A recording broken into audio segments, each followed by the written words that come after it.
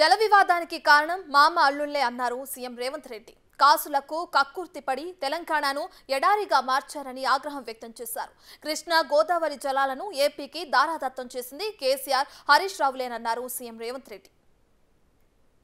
2014 రాష్ట్ర పునర్విభజన చట్టం మీరు పార్లమెంట్ సభ్యుడిగా లోక్సభలో ఉన్నప్పుడే ఆమోదం పొందింది. ఆనాటి ప్రభుత్వం మిమ్మల్ని అడిగి మీ సూచనల మేరకు, మీ సలహాల మేరకు మీరే ఈ పుస్తకానికి, ఈ చట్టానికి రచయిత.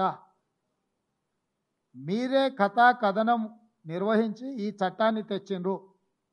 ఈరోజు కృష్ణానది మీద ఉండే ప్రాజెక్టులను శ్రీశైలం, నాగార్జున సాగర్ కేంద్ర ప్రభుత్వానికి అప్పజెప్పడానికి ఈనాటి కాంగ్రెస్ ప్రభుత్వం ప్రయత్నం చేస్తుందని మా మీద ఏదైతే ఆరోపణ చేస్తుండ్రో, అసలు ఈ ప్రాజెక్టులను కేంద్ర ప్రభుత్వానికి అప్పజెప్పడానికి పునాది రాయబడ్డదే 2014లో మీరు ఎంపీగా ఉన్నప్పుడు మీ అనుమతి మేరకు, మీ సూచన మేరకు ఆనాడు కేంద్ర ప్రభుత్వము ఈ చట్టాన్ని రూపొందించింది.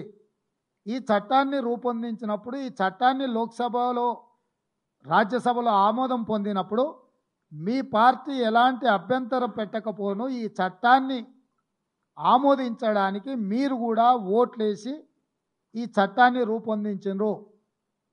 అంటే ఈరోజు ప్రాజెక్టుల అప్పగింత వల్ల తెలంగాణకి ఏదైనా నష్టం జరుగుతుందంటే ఈ చట్ట రూపకల్పనలో భాగస్వాములు, బాధ్యులు చంద్రశేఖరరావు, అదేవిధంగా కేశవరావు గారని నేను ఈరోజు ఆరోపణ చేయదలుచుకున్నా.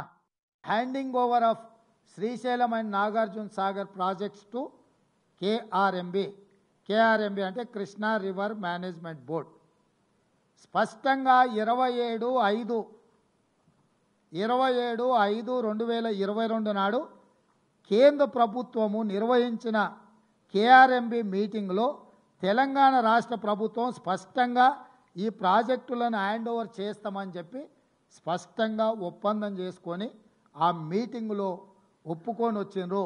The state of Telangana has proposed to hand over only the components of the common projects, namely Srisailam and Nagarjuna Sagar in Krishna River Basin and Peddavagu Medium Irrigation Project in Godavari Basin accordingly.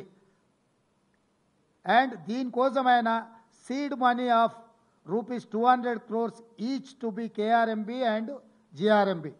ఈ రెండు ప్రాజెక్టులను hand over చేస్తే వీటి నిర్వహణ కోసము Krishna river management బోర్డుకు 200 కోట్లు, Godavari river management బోర్డుకి ఇంకొక 200 కోట్లు స్పష్టంగా ఈ నిధులను కేటాయించుకుంటూ 2023 మార్చి బడ్జెట్లో 400 కోట్ల రూపాయలు హ్యాండ్ ఓవర్ చేసిన వాటిని నిర్వహించడానికి ఈ బడ్జెట్లో స్పష్టంగా పొందుపరిచారు.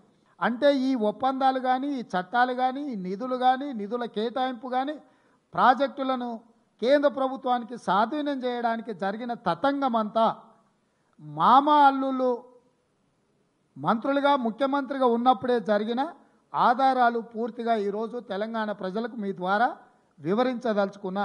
2013లో పాలమూరు రంగారెడ్డి ఎత్తిపోతల ప్రాజెక్టును కిరణ్ కుమార్ రెడ్డి, అంత తెలంగాణను వ్యతిరేకించిన కిరణ్ కుమార్ రెడ్డిని కూడా పాలమూరు జిల్లా లీడర్లందరూ పట్టుబట్టి, రంగారెడ్డి జిల్లా లీడర్లందరూ కాంగ్రెస్ వాళ్ళు పట్టుబట్టి పాలమూరు రంగారెడ్డి ఎత్తిపోతల పథకానికి పర్ డే 2 TMCల నీళ్లు ఎత్తుకోవడానికి పాలమూరు రంగారెడ్డి ఎత్తిపోతల ప్రాజెక్టును ఇచ్చినాం. ఆ రోజు 28,000 కోట్లతోని పూర్తి చేయాల్సిన ప్రాజెక్టును 67,000 కోట్ల రూపాయలకు అంచనాలు పెట్టి ఇప్పటికీ 30,000 కోట్ల రూపాయలు ఖర్చు పెట్టిండు. ఒక్క ఎకరాకు కూడా, ఒక్క గుంటకు కూడా నీళ్ళు ఇవ్వలేదు. ఈ 10 ఏళ్ళు పాలమూరు రంగారెడ్డి ఎత్తిపోతల పథకం పడవ పడ్డది. ఈ లోపల జగన్మోహన్ రెడ్డి వచ్చి దానికి అనుమతి లేని ప్రాజెక్ట్ అని కోర్టుకు వెళ్ళి స్టే తీసుకొచ్చి